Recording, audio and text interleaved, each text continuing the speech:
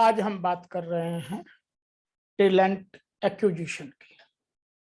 किसी भी ऑर्गेनाइजेशन में एचआर एनालिटिक्स के तहत हम जब भी बात करते हैं तो वहां टैलेंट मैनेजमेंट एंड डेवलपमेंट की बात प्रायोरिटी पर आती है। आज वर्तमान में कोई भी ऑर्गेनाइजेशन चलाने के लिए उसके पास रिक्वायर्ड कॉम्पिटेंस और स्किल सेट के साथ टैलेंट होना जरूरी है।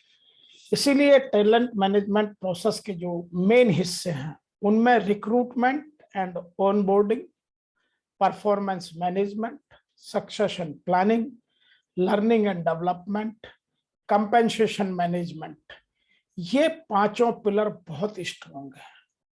इसीलिए जब भी हम टैलेंट की बात करें तो हम टैलेंट एक्विजिशन पर हमें बहुत फोकस करना चाहिए, क्योंकि वही हमारी बॉटम लाइन है, वही हमारी जो बेस है वही है। तो टैलेंट को रिक्रूट करते समय हमें बहुत सावधानी पूर्वक काम करने की आवश्यकता है। यदि हम टैलेंट को ठीक से रिक्रूट नहीं करेंगे तो गलतियां होने की संभावना बहुत बढ़ जाएंगी।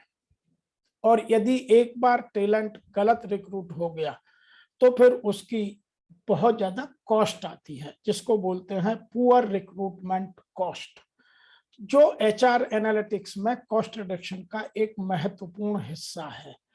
आइए एक एक करके समझते हैं कि हम किसी भी टैलेंट को एक्विजिट करने से पहले टैलेंट एक्विजिशन क्या है। Talent acquisition is a team talent. The talent acquisition team is responsible for identifying, acquiring, assessing and hiring the right candidate on the right job within a limited time frame. तो वो 4 काम करती है talent acquisition की team, या यूं कहा जा सकता है टैलेंट एक्विजिशन की प्रोसेस में ये 4 प्रोसेसेस बहुत इंपॉर्टेंट है। Number 1 identifying the right talent, number 2 acquiring, number 3 assessing और नंबर 4 हायरिंग और ऑनबोर्डिंग।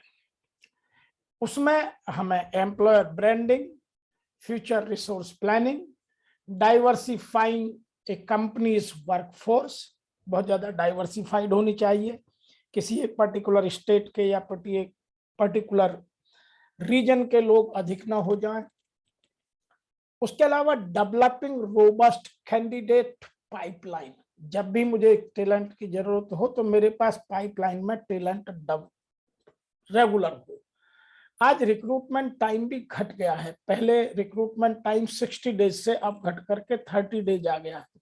कुछ ऑर्गेनाइजेशंस तो 30 डेज को भी अभी घटाने में लगी हुई हैं। तो जो टैलेंट एक्विजिशन का मेन टीम का काम है वह टैलेंट को सही समय पर प्रोवाइड कराना है।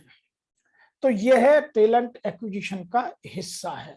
नंबर 2, टैलेंट एक्विजिशन 6 स्टेप में काम करती है। Talent acquisition is a very robust process for any organisation. सबसे पहले उसमें काम करते हैं लीड जनरेशन की, मेरे यहाँ किस तरह के लोगों की आवश्यकता है। मैं उसको पहले जॉब डिस्क्रिप्शन को, जॉब प्रोफाइल को प्रॉपरली डिजाइन करूं। उसमें मुझे कॉम्पिटेंसी लेवल, प्रोफिशिएंसी लेवल और स्किल सेट तीनों पता होना चाहिए। नंबर दूसरी प्रोसेस है अट्रैक्शन एंड रिक्रूटिंग। मेरी ब्रांडिंग कितनी मजबूत है, मैं कहां से राइट टैलेंट अट्रैक्ट कर सकता हूं। बहुत सारी ऑर्गेनाइजेशंस को देखा होंगे राइट टैलेंट कभी अप्लाई नहीं करता, उस ऑर्गेनाइजेशन की ब्रांडिंग इतनी खराब होती है। तो टैलेंट एक्विजिशन का काम यह भी है कि वह अपनी एम्प्लॉयर्स ब्रांडिंग को बढ़ाने में एम्प्लॉयर के साथ, अपने बोर्ड ऑफ डायरेक्टर्स के साथ बात करके अपनी वर्क कल्चर को ठीक करें। यह टैलेंट एक्विजिशन की टीम का एक मेन हिस्सा है, ताकि वह अच्छे टैलेंट को अट्रैक्ट कर पाए।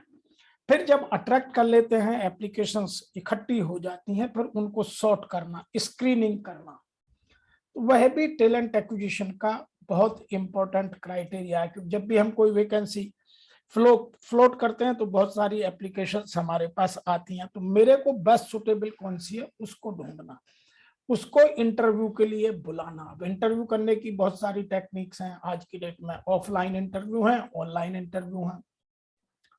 आजकल जूम से इंटरव्यू होने लगे हैं, आजकल और बहुत सारी टूल्स एंड टेक्निक आ गई हैं। और इंटरव्यू के बाद फिर रेफरेंस चेक करना, जो कैंडिडेट ने मुझे टेस्टिमोनियल्स दिए हैं या जो इंफॉर्मेशन दी है वह मैं प्रॉपर चेक करूं, उसका रेफरेंस चेक करना बहुत जरूरी है, क्योंकि एक बार गलत एम्प्लॉय ऑर्गेनाइजेशन में आ गया तो फिर उससे पीछा छुड़ाना या उसको बाहर करना बहुत मुश्किल है। नंबर नेक्स्ट है फिर उसको रेफरेंस चेक के बाद सिलेक्शन करना, उसको एक इंडक्शन या इंट्रोडक्टरी लेटर भेजना, फिर उसको ज्वाइन कराना, ऑनबोर्डिंग कराना, ये सब हायरिंग प्रोसेसेस के हिस्से हैं। तो कोई भी talent acquisition process in 6 step में ही काम करती है। अब हम बात करते हैं जो टैलेंट एक्विजिशन की प्रोसेस है उसमें वर्कफोर्स प्लानिंग सबसे बड़ा इंपॉर्टेंट एरिया है कि मुझे कितने लोग चाहिए, किस स्किल के चाहिए, किस लोकेशन पे चाहिए, किस क्लास के इंस्टीट्यूशन से चाहिए या किस तरह की इंडस्ट्री से चाहिए, उनका एक्सपीरियंस एक्सपोजर मेरे लिए किस इंडस्ट्री से सूट करेगा। नेक्स्ट, मेरी ऑर्गेनाइजेशन वैल्यूज और मेरी ऑर्गेनाइजेशन की कल्चर में कौन फिट बैठेगा। आज गवर्नमेंट का कितना इन्फ्लुएंस है, गवर्नमेंट किस तरह की पॉलिसी फ्यूचर में लाने वाली है, या किस तरह के लोगों को मैं अट्रैक्ट करूं, यह पहला हिस्सा है। दूसरा जो वर्कफोर्स प्लानिंग का एरिया है वो है इकोनॉमिक कंडीशंस, मैं कितनी सैलरी दे सकता हूं मार्केट में मेरे कंपटीटर की, जहां इस तरह की स्किल सेट या कॉम्पिटेंसी अवेलेबल है, वह सैलरी स्ट्रक्चर क्या है, क्या मेरी सैलरी एट पार है या मैं मार्केट से टैलेंट को हायर करते वक्त कुछ हायर सैलरी ऑफर कर सकता हूं। तो ये कंपनी की इकोनॉमिक कंडीशंस वर्कफोर्स प्लानिंग की टीम को डिजाइन करना, डिसाइड करना और उस पर एक्ट करना आवश्यक है। नंबर 3 जो टैलेंट एक्विजिशन में वर्कफोर्स प्लानिंग का हिस्सा है उसमें बात करते हैं बिजनेस कंपटीशन। मेरे बिजनेस का कंपटीशन किसके साथ है, मैं कहां से लोग उठाऊं। कुछ लोग आपस में पीपल रिक्रूट करते वक्त कुछ समझौता करते हैं कि तुम मेरा नहीं लोगे मैं तुम्हारा नहीं लूंगा, लेकिन राइट रिसोर्स के लिए आदमी बहुत सारी रिक्रूटमेंट के टूल्स एंड टेक्निक्स यूज करके राइट टैलेंट को पिक करने की कोशिश करता है। तो मेरा बिजनेस के कंपटीशन में मुझे किस तरह की स्किल, किस तरह की कॉम्पिटेंस कहाँ अवेलेबल है या मैं किस तरह डेवलप कर सकता हूँ। आज मैं लोअर स्किल या लोअर कॉम्पिटेंसी का लोग लेकर के अगले 6 महीने में डेवलप सकता हूँ। मेरी in house training and development इतनी रोबस्ट है क्या। कुछ ऑर्गेनाइजेशन इसमें बहुत अच्छा काम कर रही है। नंबर 4 हम बात करते हैं जो इससे भी इंपॉर्टेंट एरिया है हमारा, जो बिजनेस कंपटीशन के साथ साथ काम करता है हमें आगे बढ़ाने के लिए, कि मेरा राइट रिसोर्स का डेमोग्राफिक्स क्या है। यदि मैं किसी भी आदमी को लूं तो मुझे अपने एम्प्लॉय का डेमोग्राफिक्स समझना बहुत आवश्यक है। मैं किस एज के लोग लूं, किस क्वालिफिकेशन के लोग लूं, किस कॉम्पिटेंसी के लोग लूं, किस रीजन से लूं, मुझे कल मेरे बिजनेस की रिक्वायरमेंट कहाँ किस रीजन में ज्यादा हो सकती है। गवर्नमेंट की आज पॉलिसीज क्या हैं, कुछ स्टेट में यह पॉलिसी बन गई है कि लोकल आपको 80% लेना ही पड़ेगा, तो आप बाहर से नहीं ले सकते। कुछ ऑर्गेनाइजेशंस में कुछ और लिमिटेशंस लगा दी जाती हैं। तो वह सब मेरी वर्कफोर्स प्लानिंग के हिस्से में मुझे पॉलिसी डिजाइन करते वक्त उनको ध्यान में रखना पड़ेगा। नंबर नेक्स्ट हम बात करते हैं स्ट्रक्चर्ड हायरिंग प्रोसेस। ये क्या होती है।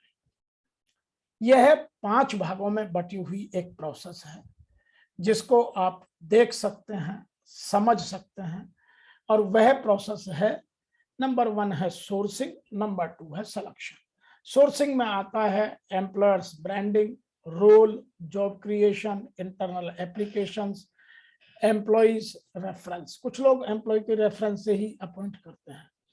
नंबर 2 प्रोसेस में आता है attraction, screening, blind resume reviews, hiring teams assembly and interviewers training, कि आपको किस तरह के लोग किस कॉम्पिटेंस के साथ, उसके लिए साइकोमेट्रिक कितना यूज करना है, या आजकल तो कॉम्पिटेंसी बेस्ड इंटरव्यू सिस्टम आ गया है, उसमें कौन से क्वेश्चन पूछने हैं, और किस कॉम्पिटेंस या स्किल सेट को फोकस करना है।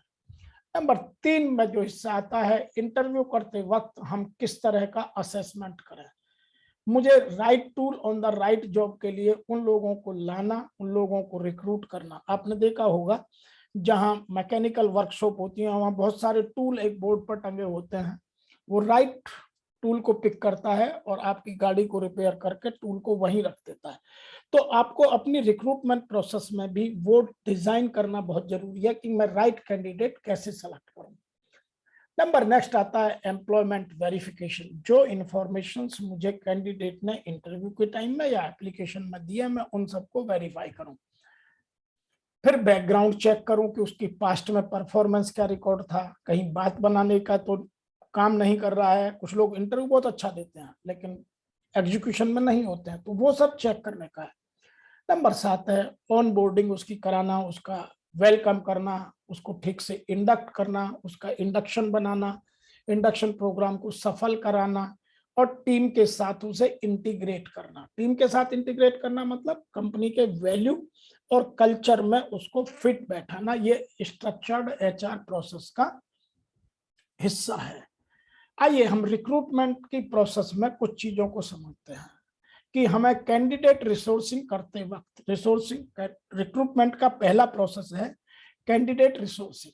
तो कैंडिडेट रिसोर्सिंग इन 5 चीजों पर टिका हुआ होता है। नंबर 1 जॉब बोर्ड्स, कि मैं जॉब के लिए कहां कहां अपनी एडवर्टाइजिंग करूं। Number 2 referrals. Number 3 job fairs, जब मुझे मास में रिक्रूट करना होता है, जैसे आईटीज करती हैं तो वो जॉब फेयर्स करते हैं या कैंपस इंटरव्यू करते हैं या सॉफ्टवेयर में इतना डेटा रखते हैं या कंसल्टेंट अपॉइंट करके उन लोगों से करते हैं। मैं बहुत सारी कंपनियों के रिक्रूटमेंट प्रोसेस का हिस्सा हूं। कुछ लोग साइक्रोमेट्रिक के लोगों को अलग से बैठा के रखते हैं ताकि वो उसकी माइंड की मैपिंग करते रहें। नंबर 6 है कि सोशल मीडिया से मैं कहां से ले उठा सकता हूं, जैसे लिंक्डइन से आज की डेट में बहुत रिक्रूटमेंट हो रहा है। नंबर नेक्स्ट है पैसिव लीड्स, कि रिक्रूटमेंट के जो और तरीके हैं उनसे मैं कहां से रिक्रूट कर सकता हूं। नंबर 2 रिक्रूटिंग का जो हिस्सा है वो है स्क्रीनिंग कैंडिडेट। मैं जिस कैंडिडेट को ले रहा हूं मैं उसके कितने फिल्टर कर पाता हूं, उसकी स्क्रीनिंग कितनी कर पाता हूं। उसकी स्क्रीनिंग हम आज की डेट में 7 पैरामीटर्स पर या 7 टेक्निक से 7 तरीके से लोग करते हैं। सबसे पहले उसकी स्किल और competency testing, resume review, phone screening, कुछ लोग फोन से बात करके ही उसके माइंड को मैप करते हैं और फिर बुलाते नहीं। Number 4 social media screening. Number 4 cover letters, उसने जो एप्लीकेशन के बायोडाटा के साथ या अपने रिज्यूमे के साथ जो कवर लेटर भेजा है उसमें उसका माइंड या उसकी थिंकिंग अप्रोच झलकती है। उसमें उसने क्या लिखा है, किस तरह से लिखा है, उसकी कम्युनिकेशन स्किल कितनी है, उसकी थॉट प्रोसेस में कंसिस्टेंसी कितनी है, यह सब कवरिंग लेटर से पता चल जाता है। कुछ लोग आज की डेट में टेक्नोलॉजी का जमाना है, कुछ इंटरव्यू क्लिप्स मंगाने लगे हैं, वीडियो इंटरव्यूज होने लगे हैं कि आप इन सब्जेक्ट पर 5000 वर्ड का या 3000 वर्ड का या 1000 वर्ड का अपना एक वीडियो बनाकर हमें भेजिए। उससे स्क्रीनिंग करते हैं, उसका एसेंट समझते हैं, उसकी बॉडी लैंग्वेज समझते हैं, उसकी साइकोलॉजी को समझते हैं, उसकी थॉट प्रोसेस को समझते हैं। नंबर 7 है ट्रायल प्रोजेक्ट्स और वर्क असाइनमेंट्स। कुछ लोग आज की डेट में अप्रेंटिसशिप के तहत, जैसे गवर्नमेंट ने नीम की स्कीम चलाई हुई है या अप्रेंटिस एक्ट में लोगों को ट्रेनिंग देने की बात चल रही है, तो कुछ लोग अच्छे इंस्टीट्यूशन से कॉन्ट्रैक्ट करके रखते हैं और अपने यहाँ अप्रेंटिसशिप में उन्हें 1 साल का या जो भी डिजाइन किया जिस कोर्स का टाइम होता है उस हिसाब से अपने यहाँ कराते हैं। फिर उनको जब भी वैकेंसी आती है तो उनको बुलाते हैं। तो ये कैंडिडेट के स्क्रीनिंग करने के कुछ तरीके हैं ताकि आप रिक्रूटमेंट में धोखा या गलती ना करें। नंबर 3 हम बात करते हैं इंटरव्यू।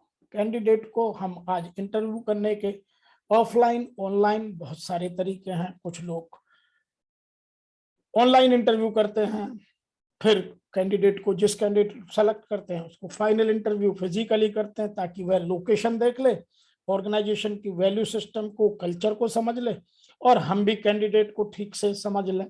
तो उसके लिए इंटरव्यू प्रोसेस एक रोबस्ट प्रोसेस है। कभी जब बात करेंगे तो इस प्रोसेस को अलग से मैंने इंटरव्यू डाला हुआ है, अलग से एक वीडियो बनाकर इंटरव्यू प्रोसेस पर डाला हुआ है, आप देखिएगा, समझिएगा और यदि अच्छा लगे तो लिखिएगा।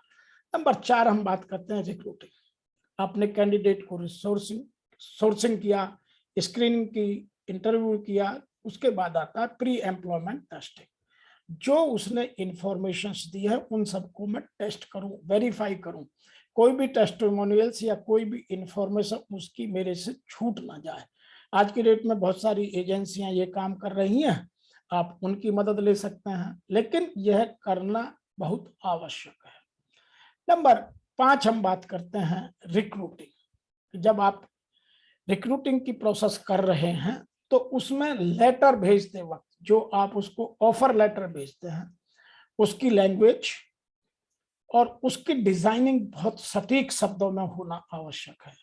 उसको कॉम्पिटेंट अथॉरिटी से साइन होना आवश्यक है।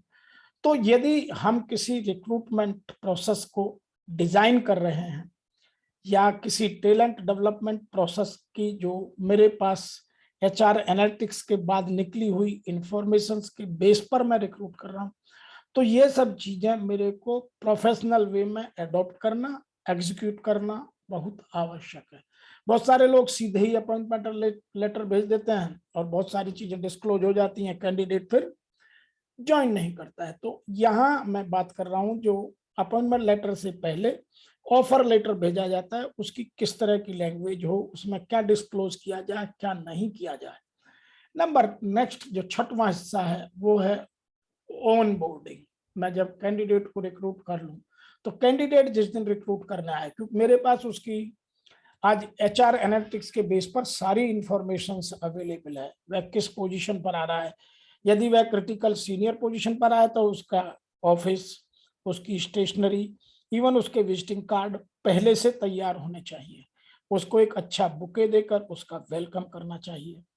उसको ठीक से बैठने की, उसके ओरिएंटेशन इंडक्शन की व्यवस्था पहले दिन ही कर देनी चाहिए, सो दैट एक दिन का भी समय वेस्ट ना हो, ना तो कंपनी का ना उस कैंडिडेट का। तो ऑन बोर्डिंग में जो प्लेसमेंट के ओरिएंटेशन और इंडक्शन की प्रोसेस है उसको ध्यान रखना, एम्प्लॉय के कंफर्ट का ध्यान रखना, क्योंकि वह नई कल्चर में आ रहा है, अपनी पुरानी कल्चर छोड़ करके नई ऑर्गेनाइजेशन में जब आता है तो कल्चरल चेंज कई बार बहुत अधिक होता है, जिसको ठीक से समझाना और जिसमें इंडक्ट करना, यह हमारी टैलेंट मैनेजमेंट टीम का ही हिस्सा है। आइए अब बात करते हैं कि जब हम उसको ऑन बोर्ड करा रहे हैं तो हमें कौन कौन सी चीजों को ध्यान में रखना है। Number 1, with in 24 hours of an offer acceptance. जैसे ही मैंने उसको ऑफर लेटर भेजा, उसने एक्सेप्ट किया, तो 24 घंटे के अंदर उसको नेक्स्ट स्टेप की इंफॉर्मेशन हमें दे देनी चाहिए, ताकि ऑर्गेनाइजेशन की वैल्यू, ऑर्गेनाइजेशन की स्पीड, ऑर्गेनाइजेशन की वर्क कल्चर का उसको आभास हो और अपनी रेस्पेक्ट महसूस हो। नंबर 2 हम बात करते हैं, with in 1 month given them the tool.